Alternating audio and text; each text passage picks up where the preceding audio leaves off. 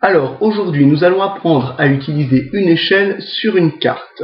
Donc, nous avons devant nous une carte de la Turquie et la question est, quelle est la distance à vol d'oiseau entre Ankara, qui se situe ici, et Diyarbakir, qui se situe ici?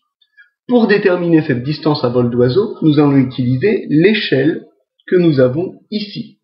Donc, nous allons mesurer ici l'échelle, ce petit segment que nous avons, et nous voyons 2 cm, 1,9 même, 1,9 cm pour 200 km. Donc je peux faire un tableau de proportionnalité, ici. Dans ce tableau, nous avons les longueurs sur la carte, ce sont des centimètres, et là nous aurons les longueurs réelles, qui seront en kilomètres. Alors comme ici, nous avons une échelle sous cette forme-là, et pas sous la forme 1/10 millième par exemple, sous la forme d'une fraction, nous pouvons utiliser dans notre tableau des unités différentes. Si l'échelle avait été sous forme de fraction, nous aurions été obligés d'utiliser la même unité. Donc comme là j'avais mesuré ce segment qui mesurait 1,9 cm, cela signifie que 1,1 cm sur la carte représente 200 km en réalité. Maintenant, la distance qui m'intéresse entre Ankara et Diyarbakir, c'est la distance qu'il y a ici. Donc je vais tracer le segment ici qui m'intéresse. C'est cette distance-là. Maintenant, je mesure le segment que je viens de tracer et j'obtiens 6,6. Donc ici, 6,6 cm. Et ma question est la suivante.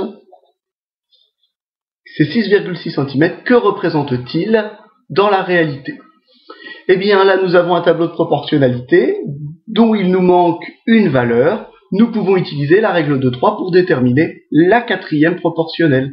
Donc nous multiplions les deux qui sont dans la diagonale et nous divisons par le troisième, ce qui nous donne 6,6 fois 200 divisé par 1,9.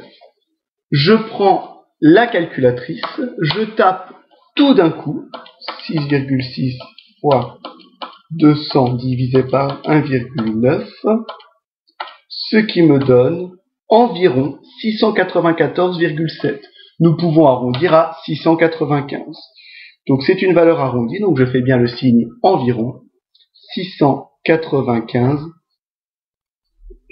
km. Donc la distance entre Ankara et Diyarbakir est d'environ 695 km dans la réalité. Voilà comment on utilise une échelle sur une carte. Donc pour résumer, nous faisons un tableau de proportionnalité, nous remplissons la première colonne grâce à l'indication de l'échelle que nous avons ici, puis nous mesurons la distance recherchée sur la carte, nous rentrons la valeur dans le tableau et nous appliquons la règle de 3 pour déterminer la quatrième proportionnelle. Eh bien, il ne me reste plus qu'à vous souhaiter bon courage et à bientôt.